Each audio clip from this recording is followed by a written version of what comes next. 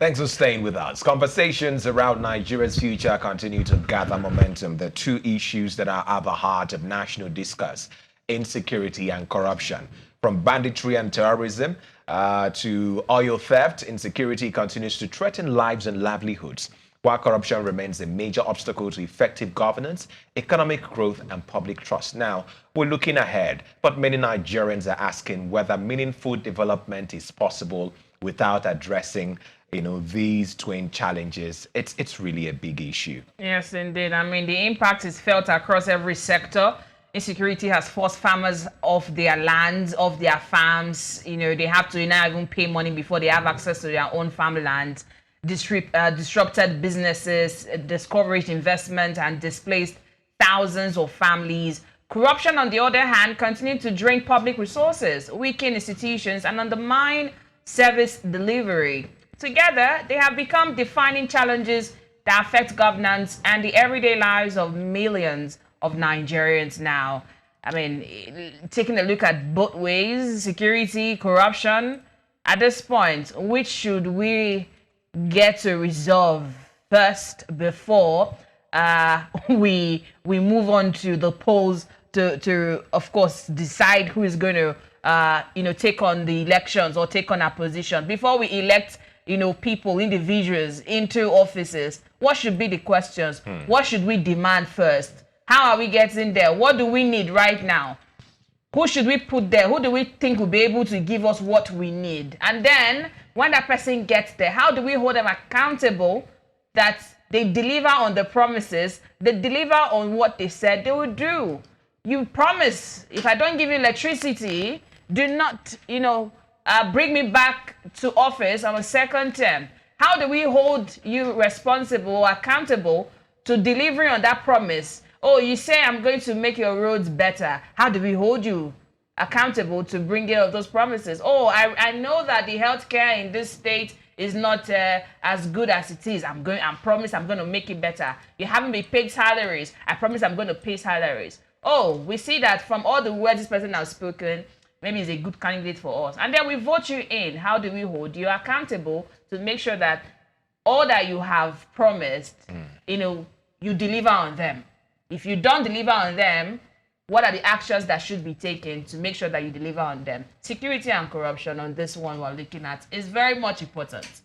I mean, two major issues that Nigerians will keep asking. Is it possible that we're ever going to find a solution to them? Because they are the stories that are basically dominating the headlines, from Abubakar Malami ordering a final forfeiture of 48 properties that valued at over 213 billion, linked to the man who is at the very top chain of the justice system at the time.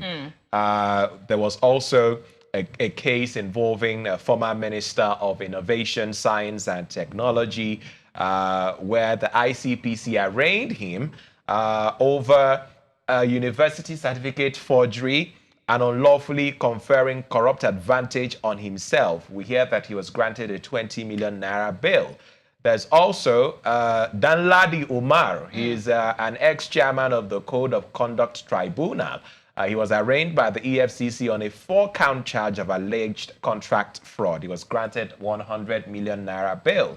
There's the case of a fake agency right now in court, and the government official who was mentioned as one of those, that delivered the appointment letter, received money, in fact, is suing for damages at the moment. But we hear that the suspect has been arrested.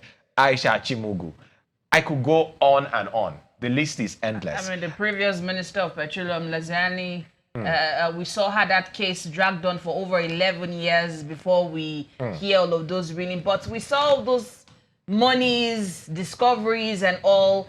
Even you want to point out, if you want to go on, the list is longer than you can even imagine. Those that made it to the front line, those that didn't make it to the front line, they're just endless. So how do we settle this matter? Which are we looking at first? Security, corruption, which are we solving first before we head to the polls? But then, let's get to the conversation quickly, as we're now joined by Ifeanyi Umere, political and public affairs analyst. who is on standby with us now. Good morning to you, Mr. Omer. Thank you for joining us on the morning edition. Good morning. Thank you for having me. Thank you. I love that smile on your face. I hope you're going to keep the smile all through the program.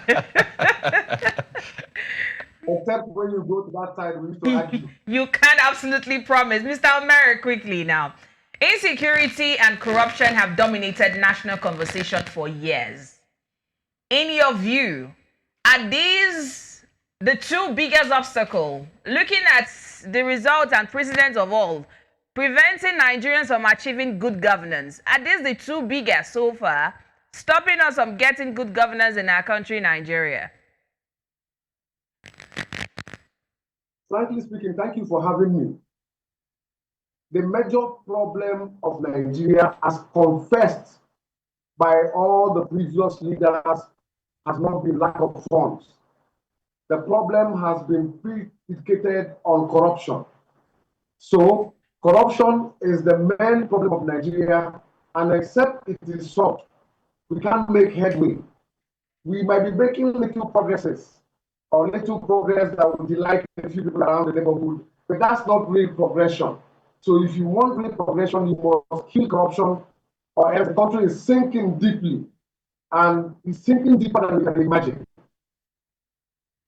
For every administration that's come in and gone out, the previous administration came on and, had the, we are going to fight corruption. We are here to take it out. We've had war against corruption before, war against indiscipline, war against this. We are coming to take out the bad eggs. We are coming to clean the system.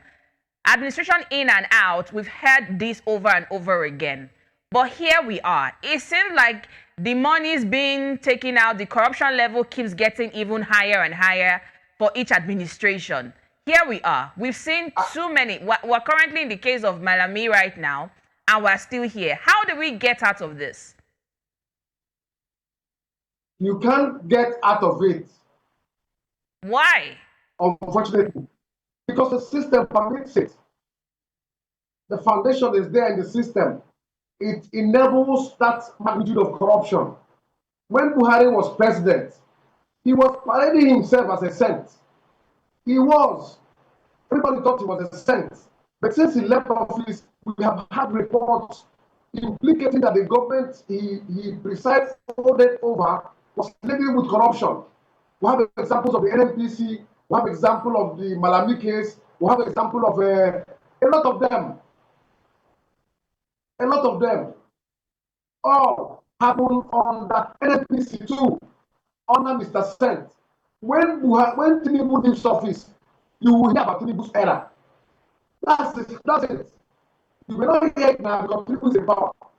Immediately he leaves office, you will hear what's going on in the government. I will not say it now, but it will come up. Jonathan left office, it came up. Everybody so something is impossible to solve it if you continue to operate in this type of system that permits people to be arrogant, abuse of power, enough privileges. Let's give an example of what happened now with the fake, or should I say, purported fake agency. Check the process from the budgetary provisions to the clearance in the Senate. All will indicate that corruption is endemic in the system, or else how can you pass through these processes without being found that you're fake until something went wrong? So the foundation has been laid until you have a massive restructuring of the entire system, from the judicial system. Every system needs overhauling. We can't continue in this way. If you do, you give room for such, and you can never recover. As you're dealing with the fake DG, there are other ones happening around Abuja in the entire country, which may not have come to your attention. So, something is impossible with this structure we have today. Who is going to lead this restructuring? Is it because you said it's a function of the system that has been damaged over time? But who is going to lead it? Because if you are going to take tough decisions to correct the system, it needs a tougher person to do that, not someone who licks ice cream, because ice cream is sweet and loved by everyone, but someone who will take the bitter pill to be able to address this head on. So is it a function of we need someone to take this, and who is going to drive these reforms, or who is going to drive this clearing of the system? I'll give you two instances. First, leadership. Let me cite late Yar'Adua, for example. When Yar'Adua came into office, he confessed to Nigerians that the election that brought him into power was flawed. That's leadership. And then, if he had time, maybe he would have addressed it. But first, abilities. But when you have people who are in power who tell you that all is well, and then again, you say who's going to do this? The Nigerian people at a point in their suffering, at a point in their subjugation, at a point in their intimidation, at a point in their colossal failure, will rise up one day to take over governance and predict what will happen in the future. But for now, I may not say, but it will happen. That's what led Europe to be civilized. Even the America you admire, everywhere, even in the UK you admire, it took the people to take back power. Nigerians may not be ready now, they may be ready tomorrow, until they decide to take it back, it will remain the same. So I don't want to fall into that kind of organization by believing that any party can solve it. It's an endemic structural decay. Mr. Omere, we are totally out of time. We apologize. The time today is so short. But before we quickly let you go now, what is your one recommendation you will give right now as a starting point? I mean, is it that bad that we can't even do anything about it anymore? If we're going to at least try, where should we start from? Where is the foundation? Where are we going to start from to address this or get out of corruption? I am not as religious as you are, Esther. So my answer will be simple. There is no remedy now until the system will collapse. It will collapse naturally, or the people will collapse it. The first electoral option is no longer viable. People no longer trust the electoral system to give them what they want. So let's keep suffering it and smiling until one day, when the Nigerian people regain their consciousness and take back their country, it will never be solved. So don't ask me about elementary, maybe ad hoc solution. No, there's none. There is none. I'm sorry, I'm disappointing you. I'm sorry, Esther. Mr. Omere, the last time I checked, I still remain Marian Delepe. I'm 55 now, and I must speak the truth. Nobody knows where one will go. At this point, I owe you the truth. The system is so decayed that if you run a forensic detail of Nigeria, you will find the level of corruption so endemic that everybody is part of it. Everybody, including the civil service, everybody, those outside, those trading, they are looking for how to cheat. Everybody looking for a shortcut. It's an orientation system. It has to go. Okay. You can't stop it by your beautiful smile, a beautiful smile and religious disposition. No, Esther. Stop praying. Mr. Omere, I did ask if you're going to keep up that smile, but I guess here we are. Thank you. No, it was one reception for you. Thank you, Ifeanyi Umere, again for your time on the program. We'll come back to this, but for today, we'll let it to rest. Thank you. But I guess all hope is not lost. We'll find a way. Enjoy your weekend. Yes, indeed. We'll find a way to get out of it. Umere, from what he has said, gentlemen, is it boils down to the people. It's the people that should, when we're tired, we'll get out of it. So I guess the conversation doesn't end here.